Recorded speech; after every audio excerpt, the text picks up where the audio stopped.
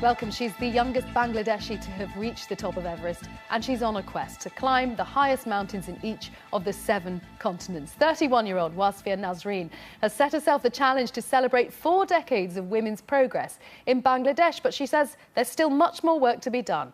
She wants to empower adolescent girls in South Asia to get involved in outdoor sports. Well, it's quite a feat. We'll be speaking to Wasfia in a few minutes' time. Let's just first take a look at what she has set out to do for the Bangladesh on 7 Summits campaign. The first summit Wasfia reached was Mount Kilimanjaro in Tanzania. She climbed to the top of that in October 2011. That same year, she summited Aconcagua in the Andes and then went on to climb Everest in May 2012. Well, last year, Wasfia reached the top of Vinson Massif in Antarctica and Mount Elbrus in Russia's Caucasus Mountains. And now she's aiming for the final 2, Denali in North America and Carsten's Pyramid in Indonesia. I'm feeling exhausted just reading that list out, Wasfia. Wasfia Nazreen, we are honoured to have you here. Thank you so much. All I can say is that is extraordinary, and everybody will be wondering, why have you set yourself such an amazing challenge? Well, first of all, I think, just being a Bangladeshi who works and within the country, and for my generation, it's really frustrating when the international media just portrays us for all the negative things, Bangladesh is known for. And it came out, the campaign birthed from that frustration that, hello, is it like, hold on. Yes, all those things do exist, the politics and corruption, but don't we have anything to celebrate? I mean, is it fair to portray a nation of almost 156 million people, not for the day-to-day resiliency they show at the face of such Godzilla power? And how fair is it to, and I personally, coming from my own background of the work that I do, I think where we women in the country, given that it's a predominantly Muslim and patriarchal society, we have achieved a lot in the last 4 decades, and that needs to be highlighted. So you think women are doing pretty well considering? Yes, I mean, there's always more work to do, and there's much more work to do, but it's, given our background, we have come a long way, and that needs to be highlighted and celebrated, I'm very interested in your whole attitude to climbing mountains. I'm trying to avoid the word conquering, actually, because you don't like to use that in regards to what you do. Just tell us why. Yes, because, I mean, I don't think you can conquer anything in nature, first of all. And if we had really conquered any mountain, then we would be setting up a house on top of, or, but the first approach when you go on the top is to get down. Oh, my God, we need to get down safely. And so that's not really, I don't think that's a proper word to, summiting is a proper word, but that's just, and that's a very, I think, male-dominating, masochistic, like, to conquer something as if you're at war with it. Yeah. And that's not, I mean, it's more like a surrender. We've surrendered to the nature, and that's, I mean, if anything, nature allows, the mountain allows us to reach the summit. If you know what I mean. So you count yourself very lucky to do this every time you do reach a summit. Of course, yes. I watched a talk you gave about your experience on Everest. It was incredible, and you actually chose the Nepal side to go up, which is the more difficult side. Yes, and it's the original British, where it's also called the British route, because the original success, when Edmund Hillary and Tenzing Norgay reached, that's the original route. So. Is that the one everybody asks you about, the Everest one? Yes. Because it's the one everybody thinks. Is it harder than Of course, it's harder.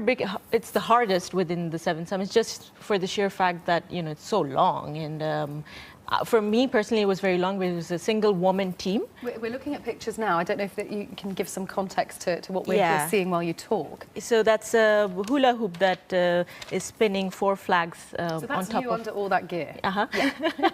Just to make sure. Yes, that is me. And I've tried my level best to have it as independently, have these expeditions as independently run, because my whole point is to show to the world that what an individual from Bangladesh is able to achieve given the opportunity, and especially a woman. And that is you at the very summit of Everest. Yes, and that's our campaign logo. That's your campaign logo, and I suppose it looks, it doesn't show the absolute arduous nature. I mean, something like 2 months, is it, to climb Everest? Well, I started on 26 March to mark Bangladesh's 40th Independence Day, and then I reached exactly on 26 May. Wow. 2012, and so it is 2 months up, but I came down in 2 days, and then but from Dhaka to Dhaka it was a 3-month-long journey, and for me that was the toughest, to just survive on my own mentally without much team members, and so next time when I go I'm probably gonna take a whole team. Right, so every climb you have different people with you. Yes, it's not, you're not one climbing team. You basically have to get to know everybody else and yes. the ways that they operate in very, very challenging conditions. Yes, and especially if you don't get along with someone in plain lands, then the chances are you won't get along with them in high altitude, I was just fascinated also by what the effects are of the high altitude on your body. When we've seen you smiling in those pictures, but actually your body is basically at war with itself. Of course, yeah.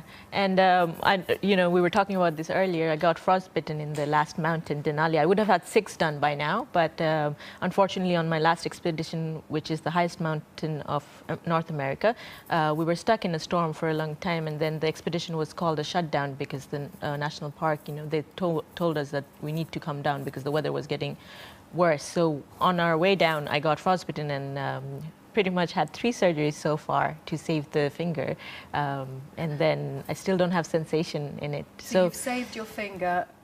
We can actually, there it is. That's what it looked like initially.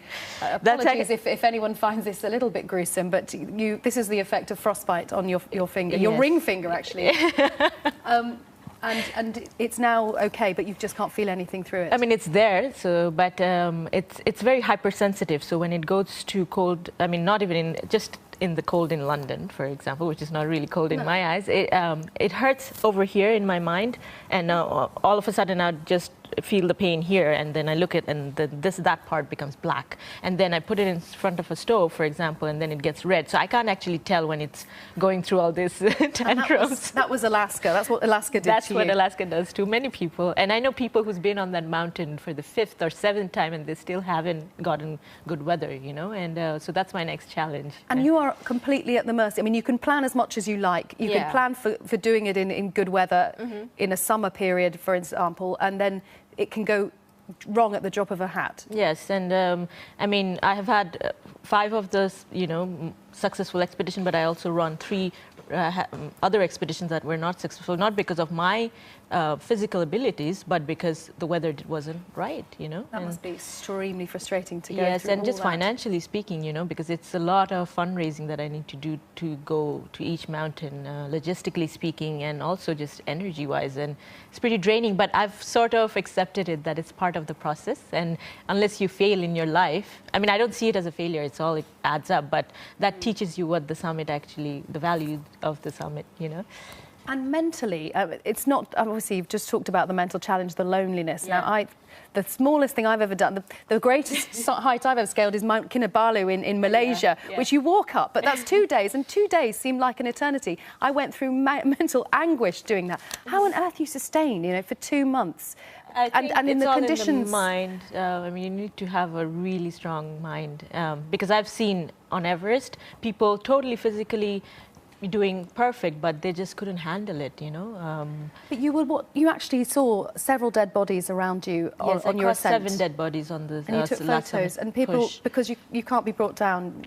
Yes, and actually when I went, I left a will saying that if something happens in dead zone or whatever in Everest, just don't bother bringing that body, because it's also putting the Sherpas' lives at risk, because your bodies, you need at least, say, 8 to 12 Sherpas to go up there, get your frozen body, which is a lot heavier, and then it's not fair to pay. I mean, what's the point, we're already close to heaven. So you're coming face to face with your own mortality, even if you survive the expedition. Yes, and it's a nice reminder what impermanence is, One question, what's the reaction when you come back to Bangladesh? What do people make of your expeditions? I think it's been very positive, and I'm really grateful, and to be very frank, if it wasn't for the people of Bangladesh, I would have given up a long time ago, because whenever I hit a wall and feeling very low, I remind that if I fail, I fail my people at home, and so they've been rallying behind me, and it's a love that I haven't been able to match anywhere else. Wasfia, Nazreen, we appreciate you coming in, and we wish you all the very best on the final 2. Thank you so much for having me.